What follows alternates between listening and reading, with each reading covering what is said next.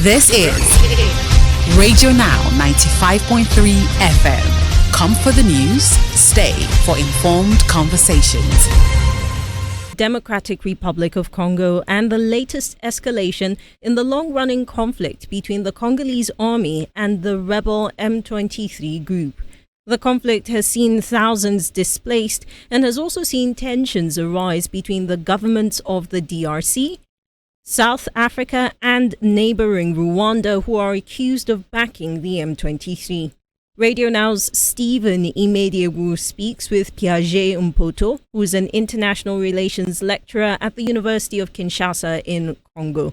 Mr. Mpoto begins by identifying the combatants in this conflict. Army, which is called FARDC, and in the other side, the M23. Yeah, M23 is composed by some Congolese people and also by some Rwandan people, and they are supported by Rwanda government and the Rwanda defense forces. They are having they are receiving weapons from Rwanda. Can you give us a sense of what the conflict is like now? What's changed and how much more serious the conflict is right now in Congo? So M23 started to get in Congo almost 3 years ago, since to 2022. So they took the city called Minembwe, and then they took the one called Minova and Sake. So things become very serious when they took Goma, which is a capital city of North Kivu. North Kivu is a province of DRC. So the worst thing is that now not only M23 who are in Congo, but more than 10,000 Rwanda forces army who are with M23 in Goma now. And the serious thing is that they are trying to continue to take another province, which is called Sud Kivu, and following the M23 leader, Corneille Nangaa, they want to come until Kinshasa to move out President Tshisekedi, who were elected by Congolese people. So that is why we take this issue very serious, because the humanitarian situation is very worse now in Goma, and there is no country that can accept this kind of thing.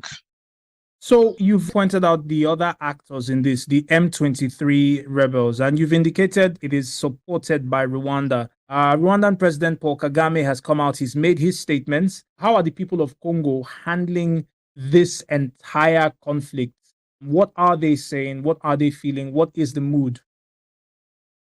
What Congolese people want is just the withdrawal of Rwanda army from Congo. And what we want is Rwanda must stop to support M23. That is what Congolese people want. But the problem is Rwanda president is denying not to be in Congo. He's saying that M23 is Congolese movement, it's not a Rwandan movement.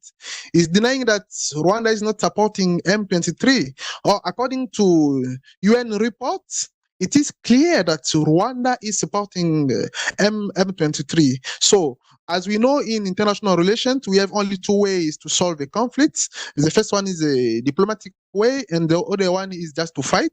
We don't need fights in Africa. What we want is to solve this problem, this issue, in a diplomatical way. What we want is Rwanda to stay in their country and to don't come to Congo because of our raw material, because of our natural resources. Because Rwanda doesn't have a lot of natural resources, but now Rwanda is selling copper. Rwanda is selling coltan, which help to make phones and computer and other things. And we want to be in peace with our neighbor Rwanda. We will remain neighbor until the end of the world. And President Kagame must know that we don't need war now, and he must stop to support those rebel groups. So I'm seeing news reports that indicate that the conflict has involved other parties. The Congolese army, of course, is being reported to be supported by troops from Burundi. Is this correct? Of course, yes. We have we have a good relationship with Burundi, and also there is a MONUSCO, which is a UN keeping forces here in Congo. We have also another force from SADC, mainly the South African army, which is here in Congo. But what we know, Rwanda also is being supported by Israel, by US, and some hypocrite Western countries. That's a problem because Rwanda is a small country.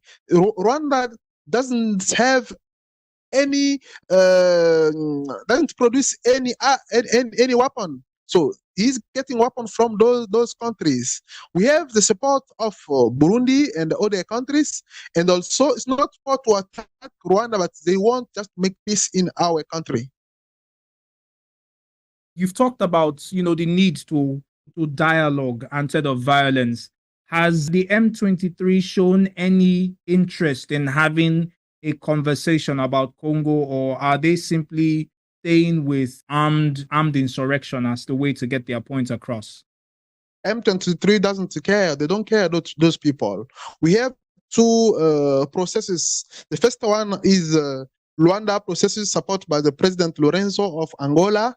And the second one is Nairobi processes supported by the former President Ruto. So M23 doesn't want to stay to negotiate with Congolese people because they want to negotiate face to face, while there are many militias in the east of Congo. So according to the spirit of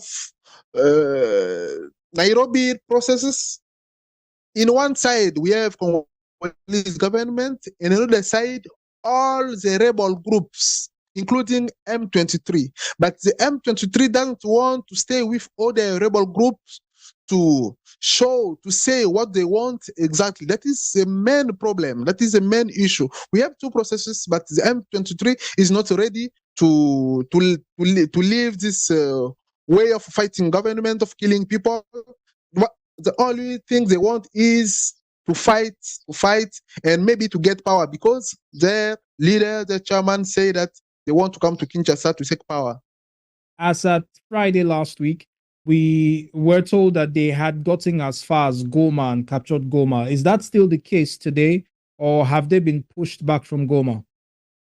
There are many fake news on that issue, but according to the Congolese government, we can say now that M23 is in Goma, but they try the FARDC, which is Congolese forces, is fighting to take back Goma, but M23 is now in North Kivu, in Goma, and they are trying to take some village from South Kivu, which is another province. So in terms of the pushback from the Congolese armed forces in conjunction with Burundi, and as you've pointed out, some support from South African troops, what's the morale like? We're also seeing reports of civilians joining to reinforce the Congolese army. Can you give us a sense of how the Congolese people are addressing this fight against the M23? Yeah, I'm telling you the truth.